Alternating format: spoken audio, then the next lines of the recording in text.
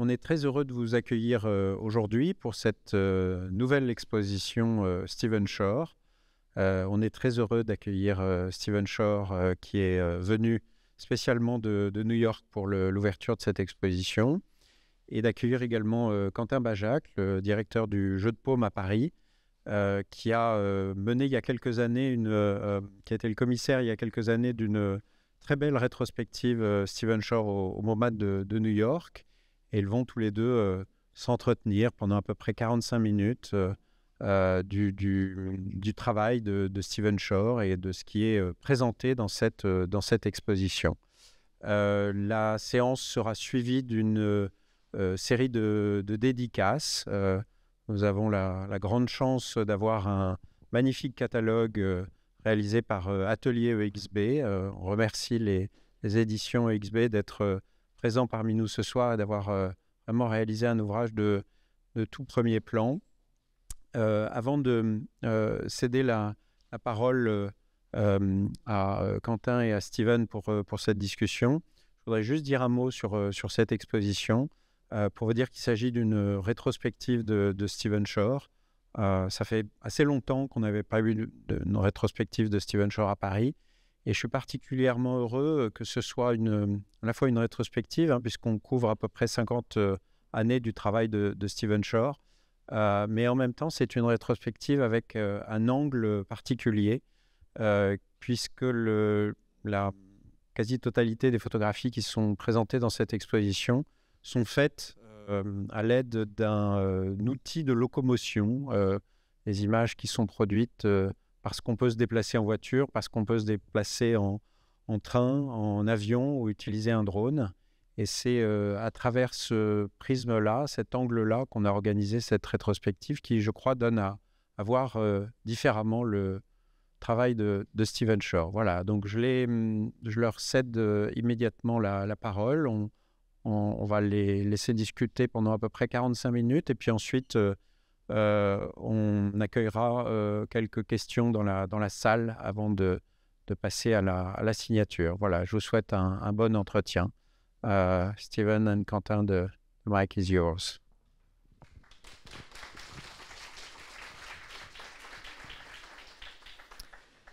Merci Clément. So, good afternoon, Stephen. Hi, Quentin. It's very nice to have you here and very unexpected to see you with all these people this afternoon. So we're going to have, as Clément was just saying, let's say a 45 minutes discussion. And then there will be, I'm sure, many questions from the audience, as always with you. And then a book signing, I think, I'm sure. And then we'll probably try to focus during this conversation on the topic of this show. That is both the notions of vernacular and vehicular. So we already had a small discussion before, and I know that both these notions of vernacular and vehicular come more from Clément than from you, as these are two of Clément's many obsessions, vernacular and vehicular. But yet, the notion of vernacular is often associated with your work, and by critics and by you. But the notion of vehicular far less frequently. So maybe we should start with this. Well, I think for me it starts with road trips. And I grew up in New York City, and most of I didn't have a car when I was young. Most of my traveling was really to some East Coast cities into Europe, and hadn't seen the middle of America. And by the late 60s, developed a group of friends in New York City who all came from Amarillo, Texas, and every summer went back to their homes there. And I started going back with them and discovered part of the country that was the way of life was so different. The landscape, the light, just the way they lived was so different, and it was I loved it and wanted to explore the country. And so got a driver's license, rented a car, and started driving. And on trips of exploration to take photographs.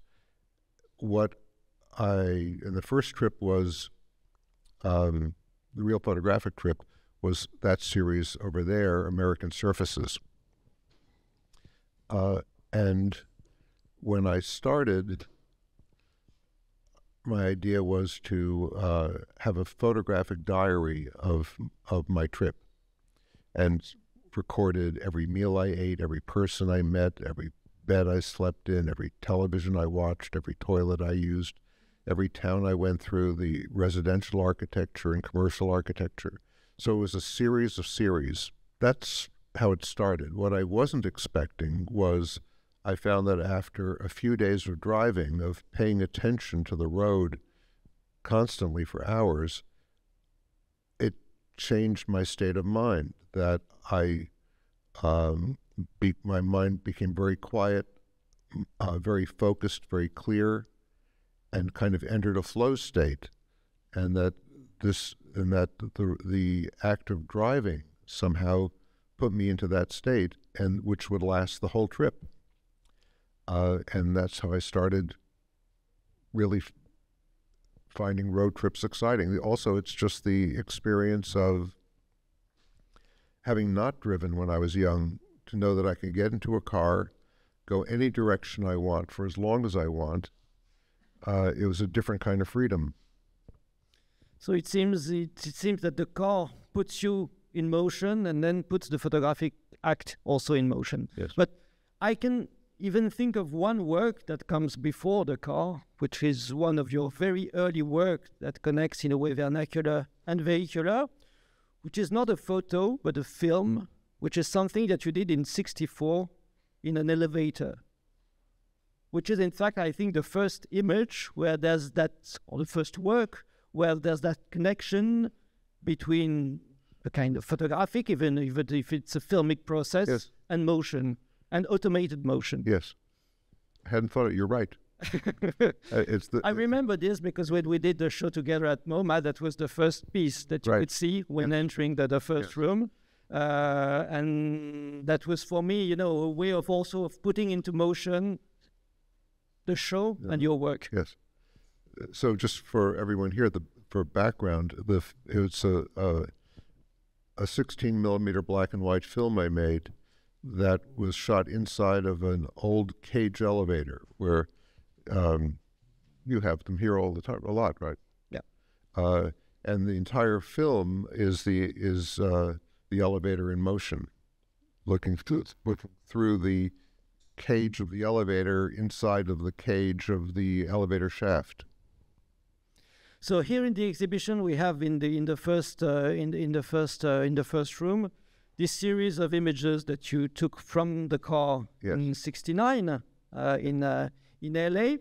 Were you at that time aware of other photographic experience that had been made at the same time? I'm thinking of John Baldessari's trucks, every truck. I'm thinking also of Joel Meyerowitz' European trip that was shown at MoMA in '68. Yeah, I wasn't aware of that at the time. But I was looking more at the conceptual artists, and people more along the lines of Baldessari. And so my project then was, I had a couple of things in mind. One was to photograph for a day and use every picture I took rather than edit. And the other thing I wanted to explore was I was trying to get away from visual convention in photography, and I had looked at a lot of snapshots that were where mistakes were made, and I thought, what could I learn from a mistake, and try to put that consciously into practice. It's funny you mentioned Baldessari, because about 15 years ago I did a talk with him, and he was talking about the truck series, and I think we had a very similar intention. He said, if I use a concept to define one aspect of the picture, I'm removing some of the decision-making from it. I wanted to get to something more natural, which was exactly my intent in that and some of the conceptual work. And in a way, it's rather paradox. It's a paradox because you're in a way constructing that photographic method or protocol, or which is a lot of a constraint, in the car. Yes. And yet, it is completely open to accident and chance. Yes.